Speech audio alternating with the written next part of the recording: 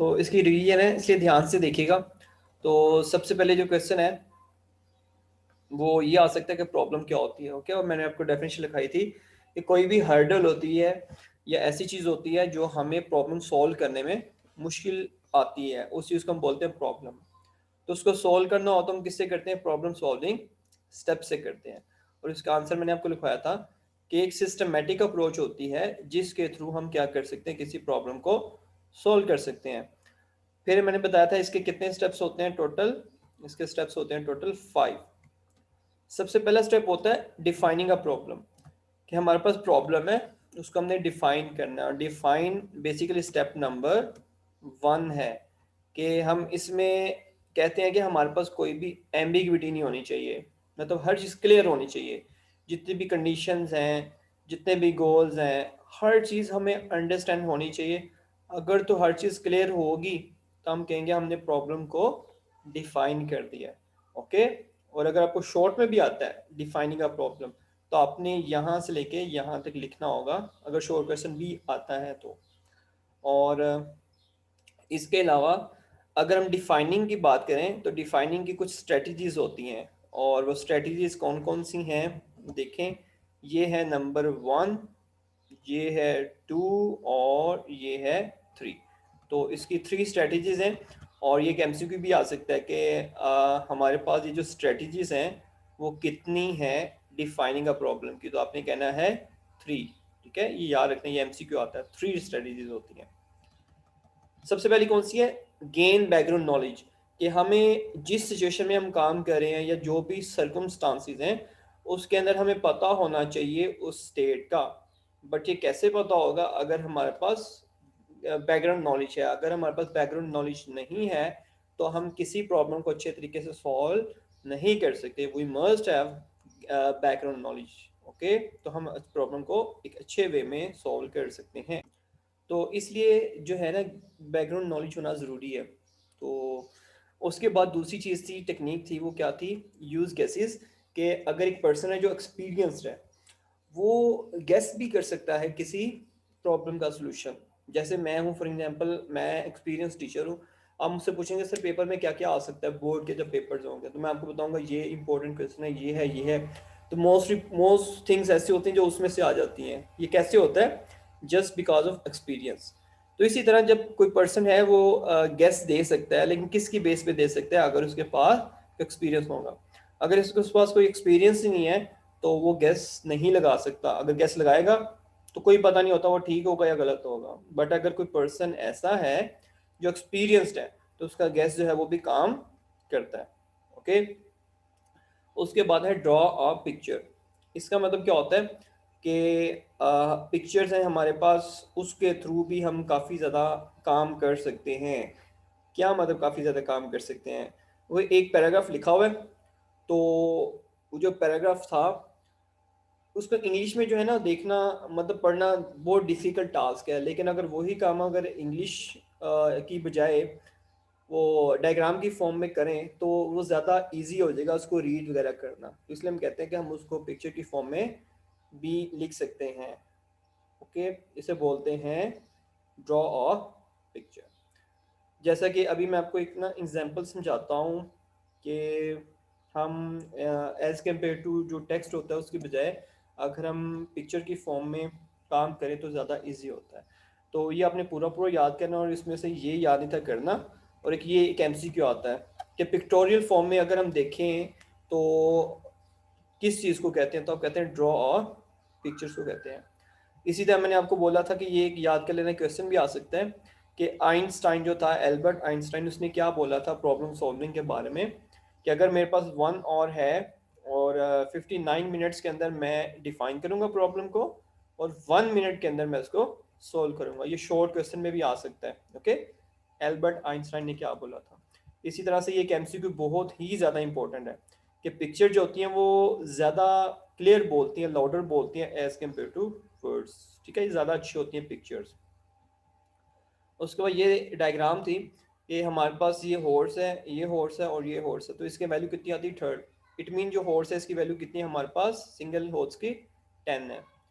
फिर ये 10 है और इन दोनों को मिलाए तो 18 बनता है। इट मीन ये भी वैल्यू 4 है और ये भी 4 है, तो यहाँ पे हम लिख देते हैं ये 4 का था। उसके बाद ये 4 है, माइनस क्या करें कि आंसर 2 आता है, तो 2 माइनस करें तो आंसर 2 आता है। तो इसका मतलब सिंगल का वैल्यू 1 है, इसकी वैल्यू हमारे पास 10 थी, और ये जो है इसकी वैल्यू 4 थी, बट ये सिंगल है तो इसका आंसर 2 हो गया। तो इन दोनों को मल्टीप्लाई करें 20 + 1, तो आंसर क्या आ गया था इसका 21। मैंने आपको सोल्व करवाया हुआ था। क्वेश्चन आ भी सकता है नहीं भी, बट इसके बहुत ज़्यादा कम चांसेस हैं कि ऐसा कोई क्वेश्चन आ सकता है पेपर्स के अंदर। ओके, लेकिन ये आपको पता होना चाहिए इसका आंसर जो है कैसे आया। तो फर्स्ट पेज हो गया। उसके बाद अंडरस्टैंडिंग अ प्रॉब्लम, जो प्रॉब्लम को हम अंडरस्टैंड कैसे कर सकते हैं, ये सेकंड स्टेप है प्रॉब्लम सॉल्विंग का। तो इसका क्वेश्चन क्या है जी, ये बहुत इंपॉर्टेंट होता है कि हम प्रॉब्लम को अंडरस्टैंड करें, बजाय इसके कि हम उसको पहले सॉल्व करें। पहले हम अंडरस्टैंड करेंगे, बाद में हम क्या करेंगे, इसको सॉल्व करेंगे।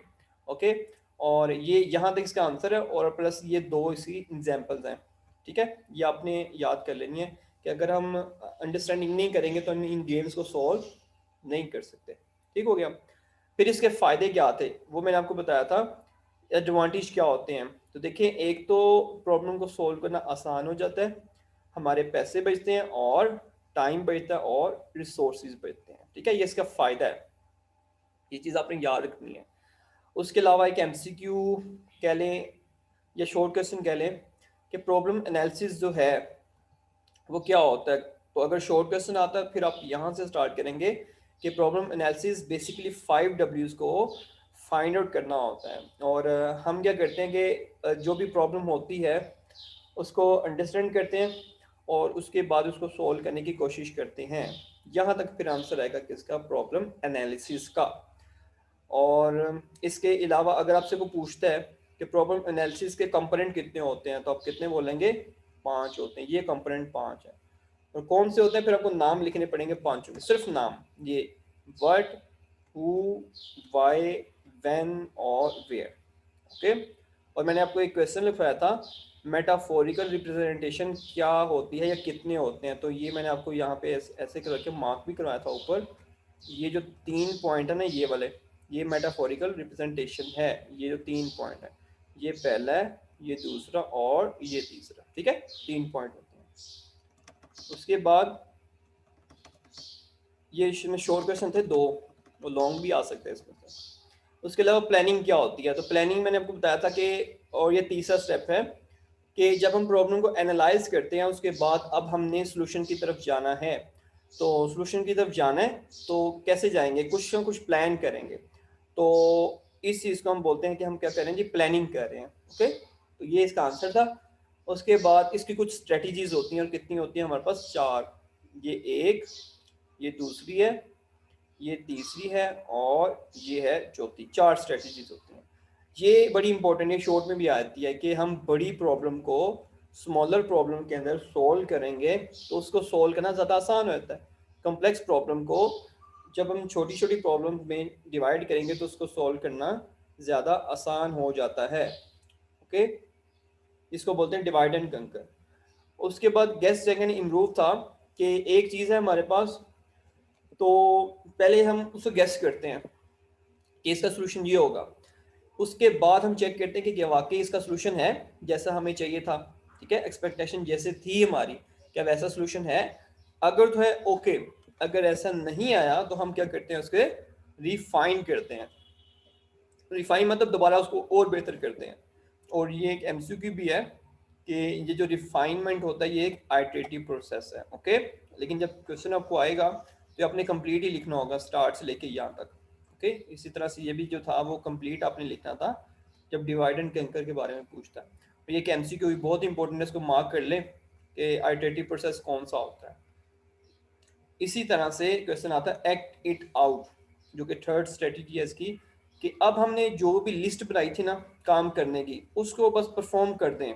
कि जो भी मैंने ऊपर डिवाइड एंड कंकर में काम किया था, गेस एंड चेक में किया, अब मेरे पास से पूरी लिस्ट आ गया, उस लिस्ट को हमने परफॉर्म करना है। जो भी एक्शंस हैं उसको हमने परफॉर्म करना है, और दिखाना है करके कि जो चीज़ें हमें चाहिए थी उसको हमने किस फॉर्म में जो है लेके चलना है। जो हमारे काम की चीज़ें नहीं होंगी उसको एक साइड पे कर देंगे, और जो काम की चीज़ें होंगी उनके ऊपर हम एक्शन परफॉर्म कर देंगे। फिर लास्ट स्टेप आता है प्रोटोटाइप का। इस टेक्निक में हम ये करते हैं कि हम पिक्चर्स की फॉर्म में, अगेन पिक्चर्स की फॉर्म में हम डाटा रिप्रेजेंट करते हैं, और ये हो सकता है ये फाइनल हमारे पास सोल्यूशन ना हो, हमें और भी चीज़ें करनी पड़े, लेकिन इससे ये होता है कि हम एक किस्म का प्लान बना लेते हैं। ठीक है, तो इसमें जब आएगा तो आप यहाँ तक लिख दें तो भी ठीक है, लेकिन अगर आप पूरा पैराग्राफ लिख दें तो फिर ज़्यादा बेहतर है। ठीक हो गया। और मैंने फिर आपको यहाँ पे एक एमसीक्यू लिखवाया था कि डिपेंड किस पे करता है आपकी स्ट्रेटजी, नेचर पे डिपेंड करता है, ये एमसीक्यू आता है। इनमें से आप कौन सी स्ट्रेटजी लगाएंगे किस पे डिपेंड करता है, नेचर पे, कि प्रॉब्लम की नेचर क्या है, इस पे डिपेंड करता है कि अब कौन सा जो है वो चीज़ इस पे अप्लाई करेंगे। ओके, उसके बाद कैंडिडेट सोल्यूशन आ गया कि हमने प्रॉब्लम को सॉल्व करना है, तो प्रॉब्लम जो है हमारे पास स्पॉन्टेनियस अगर अनप्लैंड होगी तो हम बोलेंगे हम क्या करें, कैंडिडेट सोल्यूशन अप्लाई कर रहे हैं। और फिर एग्जांपल आपने लाजमी इसमें से याद करनी है कि जैसे क्रिकेट की हम प्लेयर्स निकालने हैं पूरी क्लास में से, तो स्कूल में से, तो हम एक क्लास में गए, वहाँ से स्टूडेंट्स का पता किया कितने स्टूडेंट्स हैं, उसको मल्टीप्लाई करके एक आंसर निकाल दिया, मतलब रफली आंसर निकाल दिया। तो इसकी वजह से हमारे पास जो है वो एग्जैक्ट नंबर जो स्टूडेंट के थे वो नहीं आए। तो ये हमारे पास यहाँ तक क्वेश्चन बनता है और इसकी एग्जांपल बनती है। बट इसका फ़ायदा क्या होता है कि हमें सोल्यूशन जल्दी मिल जाता है। ओके, हमारा टाइम बचता है और जब मर्जी आप सोल्यूशन चाहे आपको मिल जाएगा। बट इसका एक नुकसान तो देखते हैं, ये नुकसान है इसका, ये जो लास्ट में मैं मार्क कर रहा हूँ कि लाजमी नहीं इसका आंसर हमेशा ठीक हो, बल्कि बहुत कम ऐसा होता है कि इसका आंसर ठीक हो, वरना ज़्यादातर इसका आंसर हमारा हमेशा गलत आता है। ठीक है, 4 स्टेप हो गए, ये लास्ट स्टेप है 5वां। ठीक है, मैंने आज यहाँ तक आपको पढ़ाना है कि अब हमारे पास लास्ट वीक रह गया सिर्फ, तो अभी हमने सारी रिवीजन करनी है। तो सिलेक्टिंग द बेस्ट सोल्यूशन क्या होता है, some time we find more than one solution of a problem. हमारे पास एक सोल्यूशन जो है उस, मतलब एक सोल्यूशन जो है उसके मल्टीपल वेज हैं सॉल्व करने के, तो हमने उसमें से सबसे बेस्ट फाइंड करना है, कौन सा सबसे बेस्ट है। तो इस चीज़ को बोलते हैं सिलेक्टिंग द बेस्ट सोल्यूशन, ये इसका है आंसर। और फिर आप ये बता सकते हो कि इसके लेवल कितने होते हैं, 3 लेवल होते हैं। ओके, ये फर्स्ट लेवल है, ये सेकंड लेवल है और ये थर्ड लेवल है। ओके, सॉल्व करने के 3 लेवल्स होते हैं, और ये एमसीक्यू भी आ सकता है, याद रखिएगा कि लेवल्स ऑफ सोल्यूशन कितने होते हैं, 3। उसके बाद इसने ये एग्जाम्पल दिया, इसकी बजाय आप ये 3 लिख दें, वो इनफ है। ओके, तो यहाँ पे आपकी जो प्रॉब्लम सॉल्विंग वाला क्वेश्चन है वो यहाँ पे एंड हो जाता है। ओके, तो ओके सर। तो कंप्यूटर का जो पेपर है आपका वो आना है 30 मार्क्स का। ओके, बल्कि सबका सेम ही है, फिजिक्स का, केमिस्ट्री, कंप्यूटर बायो, इस्लामियत और पाक स्टडी, मतलब उर्दू, इंग्लिश और मैथ, इन 3 के अलावा बाकी सबका यही पैटर्न है। ठीक है, उर्दू इंग्लिश मैथ के अलावा बाकी सबका ये पैटर्न है।